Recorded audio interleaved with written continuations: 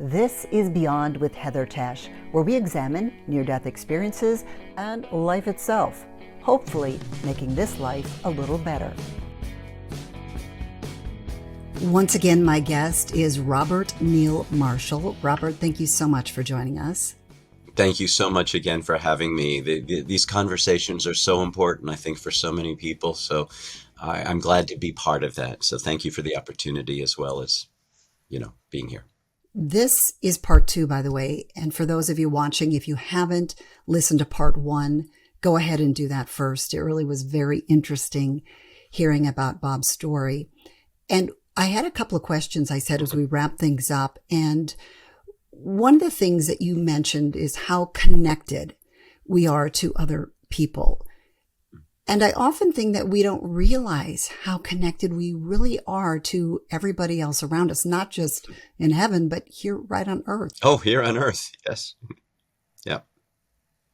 Yeah. I would say that connection is something that some people get and some people don't. And we know that our world is in a very crazy place right now. And there's a lot of differences politically, emotionally. There's a lot of judgment. There's a lot of fighting. There's a lot of selfishness. There are a lot of issues that we're all navigating. And I don't know if I can say this, but I kind of joked that when I died and I came back into some alternate universe where suddenly the kindness and the progress that we were making in the world suddenly changed, and we started fighting with each other more than embracing each other. And I joke, and then my friends go, "Yeah, but Bob, I'm here." And I'm like, "Yeah, but how do I know that you're not the person that was in the other alternate universe when I came back to, and we laugh. I mean, I hate to say it. I laugh about it because I've always said it's all too serious to take seriously. And so I try to maintain that sense of humor. But yes, I think that we don't realize how we influence each other by something as simple as what we say, by trusting an instinct to go left or right or to say something or not. We all are part of this process. And as others I know have said, there's a mission perhaps of things we're meant to do. And that's part of the life journey is A, figuring it out, and B, acting upon it. And as I've gotten older and I've sort of learned to let go or listen to that inner voice and trust it more, things seem to fall into place more. That's all I can say. And I think just hearing your story, it just helps so many people realize how important those things are, how important kindness is. I hope it does. I think so. Yeah. All right. So you were told, and I want to get this right, if you're not on this planet, there are people who will not be born. Yeah. So that's really huge for anyone who doubts their importance. Oh, yeah. And don't we all at times? Oh, absolutely. I mean, insecurities and, worries about money or worries about family or worries about whatever it is. Yes, we each have a ripple effect. And that was made very clear to me. And it wasn't special to me, as I've said. We all have this. And think about it. Something that you might say in passing to someone that might be encouraging might be just what that person needs to go the next step that they were worried about. Or you say something mean, or you say something derisive, that could change somebody's path. Or if you just introduce two people to each other, you never know if that's the perfect introduction that was meant to be. So we each are like guardian angels or guides for each other. And maybe we are, and Dave Bennett, I know, talked about this, incarnate angels or incarnate guides for each other. And that's part of the integrated process. That's what's magic about all of this. That's what's emotional, thrilling about all of this. And when we begin to embrace it, things fall into place exactly as they're meant to be. And it may not be all good news, but believe me, the worry, the stress seems to diminish because you can tap in on something that means more, if that makes any sense. Absolutely. You produced and directed a film called Back from the Light, After Effects of Surviving a Near-Death Experience. Yeah, I have a copy of the DVD, although no one uses DVDs anymore. I watched it, and it's a great film. So tell us all about it for the folks that have not watched it. Well, it was very interesting. Not long, and this is sort of the kismet of the way things happen in life, that I've also learned to embrace and has been part of my life over many years. Sort of a, I guess, a psychic power or a connectivity of some sort. So after my near-death experience, I got on the internet and I wanted to get answers. Like, tell me about this near-death experience. What has anyone else experienced this, and what is this like? And I came upon this group, and this is how I met Dave Bennett, through International Association of Near Death Studies, IANS. And I saw that the year before they had a conference in Phoenix or something, I believe it was Phoenix. And I thought, oh, this looks interesting. I said, I'd like to know more about this. So I called this number and I said, look, I saw you had your convention last year in Phoenix. And, my other half is with an airline. I could fly liberally if I can get on a plane. I thought maybe I could fly there. I could go and meet some of these people. The woman tells me, yeah, actually, it's in Arlington, Virginia this week, which is 40 minutes from where I live in Maryland. Not, I don't have to fly anywhere. I could drive there. And I said, when is it? And she said, it's literally this week. I Perfect thought, timing. crazy. So I drove down, and I will admit it's a little expensive. It's a large conference, and they're famous nearly dead people. Written award-winning books with amazing stories, that are really well worth a read, a listen. I say take it in, everyone, read it and make your own decisions, come to your own conclusions. But really rich information, and the only thing I could afford was this one workshop on After Effects. And there's a woman named Yvonne Sneeden who was running it, a lovely, lovely woman, also a near-death survivor, and another woman named Sabine, who was from Amsterdam, Netherlands, who was there. And they were talking about for survivors. And no matter what people believe a near-death experience is, some people say, oh, Bob, it's just the last gasps of a dying brain. It's a lack of oxygen. It's fantasy. It's whatever that might be. Okay, maybe it is, maybe it isn't. There are things that make me believe from so many experiences. There's a heck of a lot more to this. But no matter what you think happened while we're gone, once we come back, we're like trying to figure the heck what happened to me? What am I supposed to do with this? Why am I still here? Why didn't I die? Now you want to talk about what happened, and some people think you sound a little crazy. And this whole workshop talked about some very clearly defined symptoms or after effects. And there were people who had done research on after effects. And I started putting a picture together, and I talked to Yvonne. I said, thank you for this workshop. This is amazing. Because whatever happened, I want to know about here and now. And no one can dispute, no, you don't feel frightened, or no, you don't feel, you know, depressed, or no, you don't. These are real. And you got family members, friends, got to deal with you. You got to deal with them. So I started telling, I'm a filmmaker and I have a background in the film industry as an actor and as a filmmaker. And so we said, what if we made a movie together? And we got some sponsorship. Dr. Mary Neal supported it. And Carolyn Matheson, who also wrote a book on After Effects, supported it. And all these wonderful people that were IANS members and some other friends and people I met, or I say friends because they became friends. And we did interviews over about a year and a half. We traveled around, low budget, but we made it happen. And it's not had a wide distribution. It's been very focused, and but it really takes people through the research, the background, the questions about here and now, and how do we move forward as human beings. When I watched the movie, Mm, everyone that was in it said how much they had changed from their near-death experience. yeah, Who were you before, and how did you change? that's interesting. Um, wow, you ask me questions and you get me emotional. Uh, I think I changed because I became more the person I was supposed to be. I found a spiritual connection to things that used to be just maybe a part-time fantasy, or trying to figure out how strange things were sometimes in my life, and that constantly seeking answers for things, that I felt that I had a greater purpose, a greater connection to me, and having to live up to that, and that the things that worried me, maybe that brought me to a heart attack, didn't matter as much. It is about what we give and what we share and how we reach out. And I only feel complete sometimes.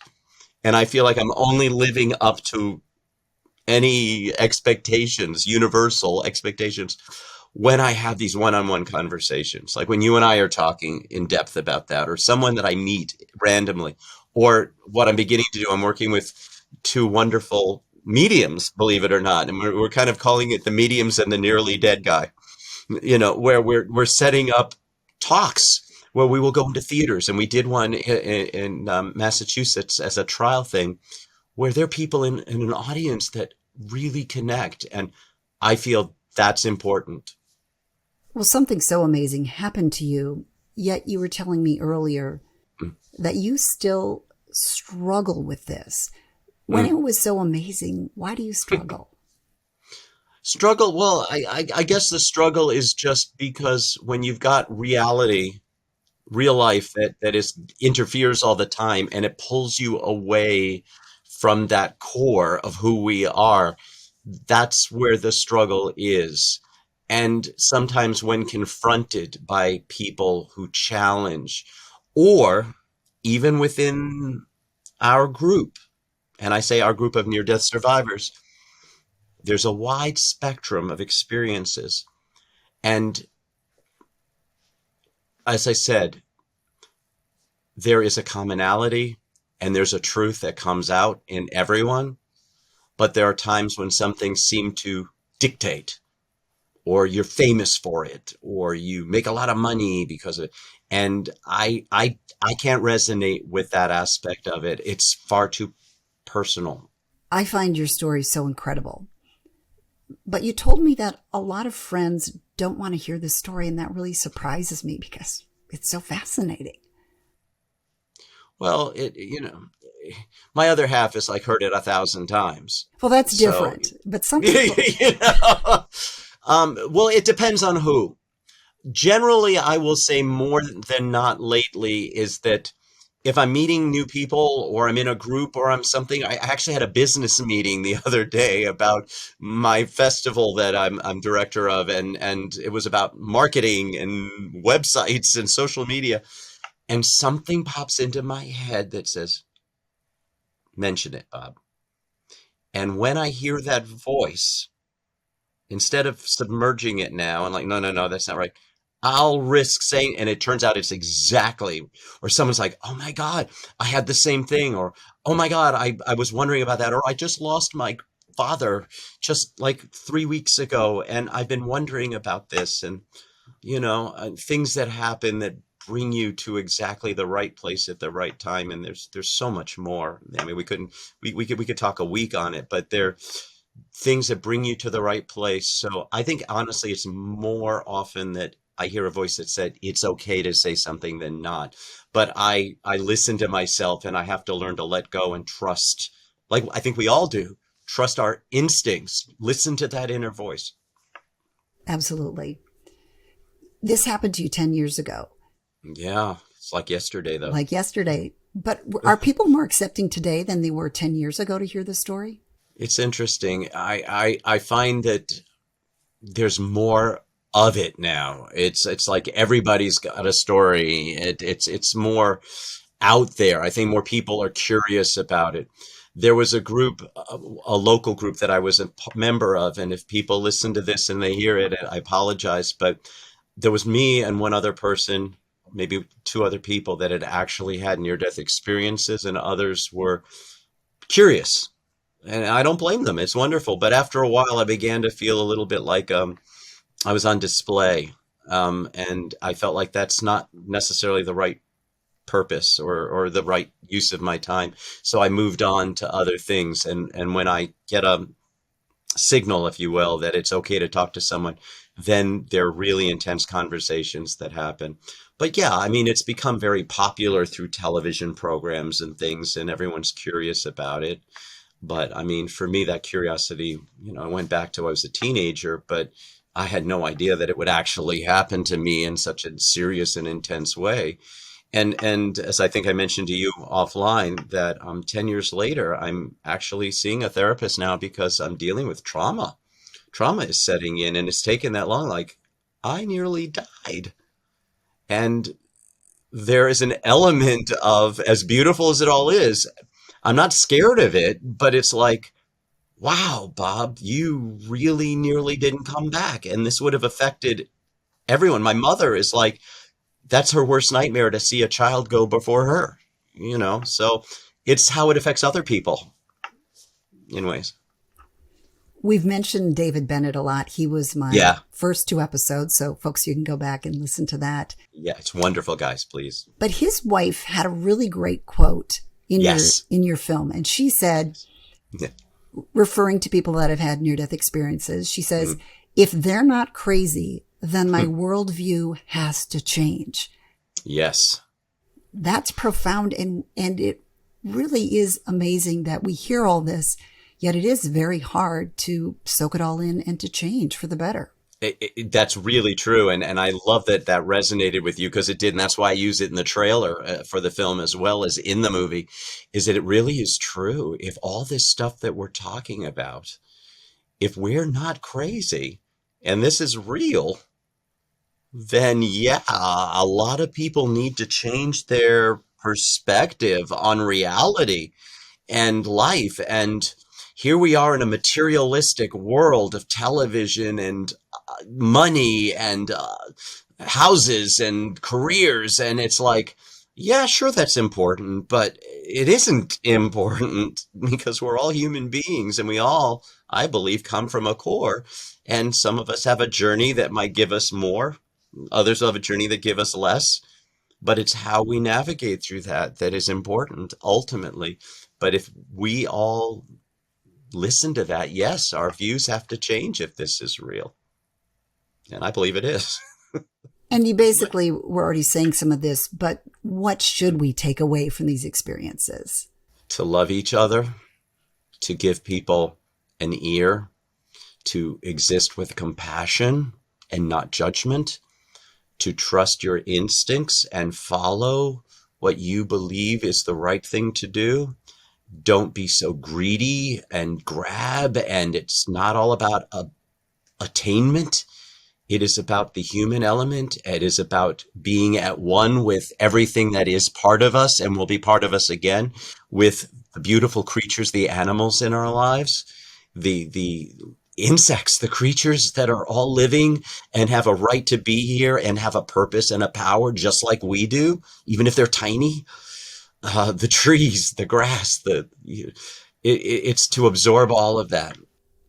So much to absorb. That's the hard part. But take it in small chunks and take it day by day. As I said to you earlier as well, and I have friends in recovery, which is very much a similar message. One day at a time. I don't know if I will be here tomorrow. This could be my last moments. I could have a heart attack because it came on like that. It was unexpected. My day was like any other day. And the fact that I listened to that inner voice and hit the button on my phone when I did allowed me to still be here. Otherwise, I would have literally been dead on my phone with my iPhone in my hand, in my bathrobe, rather. And so you need to trust that inner voice. We all need to do that. So those are lessons, I think, to take away: the appreciation, the trust, the kindness. It's not voodoo. It really isn't. I think it's just more basic common sense, really, to me. This also leads me to something that we talked about on the phone before this interview. And you told me the universe will take you where you need to be. What do you mean by that? I believe that. I believe that, again, to say we have a mission, as people talk about as near-death survivors, like, what is my purpose? What am I supposed to do with this? I believe there is, as I talk about, a greater connection with a oneness with the universe. Other people call it God. Other people call it heaven. Other people have different words for it. I think they're all legitimate. I'm not judging one or the other. But for me, the universe is that energy. and it's so expanse and it's so powerful. We don't understand a fraction of what it is and how we interact with it. But I believe that we are taken where we need to be when. And I've talked about people on 9/11 running for an elevator, I think was an example I gave you. And someone made it into that elevator by seconds and their fate was sealed. They went up in the elevator and that was the end of their life shortly thereafter. While the person angry because they couldn't make it to work and they missed the elevator, they survived. They couldn't have planned that if they tried. Or people in a car accident, or somebody lives and somebody dies. And I think I gave you an accident about a plane incident where somebody died and the person next to them didn't. You can't plan these things. You can't control them. And as soon as we learn that and let go and appreciate what we can do and listen to that voice, then you make the right decisions. Your guides, your guardian angels, God, Jesus, heaven, whatever it is that is guiding you, listen to that. What do you say to somebody who's lost a loved one? That they are with you, that you just have to quiet yourself and hear them. If you think you're getting a message from them, you are. If a bird suddenly pops up in front of you and doesn't go away, or a butterfly, and you think of that person and like, oh, I wonder if they're sending me a message. Guess what? You're not wondering. They are. If you think that you've got a message from somebody, or you think of a movie, or you think of a piece of clothing or a flower or something, that's probably them sending you messages. Because as I joke, but other mediums will say it's a long distance phone call, right? But you got to quiet yourself to listen to that. And those are the messages. And things like that have absolutely happened to me in remarkable ways, to the point, and I have a video of it, that a friend of mine, a very dear friend who passed away suddenly in August, and I wasn't in New York for 2 years. And I was in New York 2 days after her birthday for another friend's birthday. And I got a call from her husband. She was just going through a procedure in the hospital. And he said, Maggie's died. I was in New York to be in the hospital. She was still in the bed 30 minutes after. I hadn't been in New York for 2 years. And I was brought there. And we talked about butterflies and things, and there's a whole story with that. But I was on holiday on an island, and a bird landed on a chair that I was sitting on. I had my feet up between two chairs on a beach. Wild birds all over the place. And I suddenly thought of Maggie. And this bird walked underneath my legs like that around the chair. I thought, oh my gosh, wow. Then the bird lands on the top of the chair again. And I'm videotaping. I have the video, Heather. It comes down on the pillow. The bird landed on my ankle. And I'm like sobbing. And the bird stayed for a moment and then went away. When does a wild bird do that? It's just magic. There is magic. But we have to... No, oh, Bob, it was just some hungry bird and they were hungry and they just want to land on you. Okay, you can say that. Or you can open up your mind and say, maybe that was my mother or my best friend, or trying to reach out to me and say, I'm here, I'm watching you, I'm with you. So many people have beautiful near-death experiences, but your movie touched upon something that people often don't talk about, and that's negative near-death experiences. Yeah. What are your thoughts on that? I did not have a negative one myself, but my gut reaction, my instinct is that there's a message. There's something that somebody needs to go through. And I also do believe that our present day lives, our upbringing, our religious background colors to a degree what we interpret and we bring back with us. Again, there are commonalities you could pull out of all of them. So that tends to make me feel, yes, we all describe things differently, but there is a commonality. But that's the only thing I could say. I was grateful it wasn't negative, but maybe people need to be shaken up. That's part of their message. And maybe it's part of where they were coming from beforehand. And maybe that shakeup adjusted where they went afterwards. That's my unprofessional, personal opinion. It does seem like that. Most of them, all of them that I've heard, said they did learn something from it. Yes. So it turned into something positive. Yeah. Do you have some parting words before we go, Bob? Oh gosh, Heather, my parting words are to say congratulations to you and Thank wishing you. you an amazing journey with your show. Thank I you. think as it grows, there are people who are going to be inspired, will be touched. I hope will be enlightened and will live a more fulfilled life. And my parting words would be to follow that and other stories and open your hearts, open your minds, listen to your inner voice. And whether that voice is a guide, a guardian angel, or just what you think is your own mind telling you something, you can really improve the way you navigate through this craziness that's called the earth, the world. Thank you, Bob. I am so grateful for you. I'm grateful that you shared your story, and I'm so grateful for all the folks that have come on this podcast to do that. So thank Thank you. you, Heather. I'm grateful for you too. Thanks for joining me on Beyond with Heather Tesch. Please add comments and questions you'd like future guests to answer. Also, if you liked what you heard, please hit the thumbs up button and subscribe. That'll help keep this podcast going. You can also go to Beyond with Heather Tesch to look for more episodes.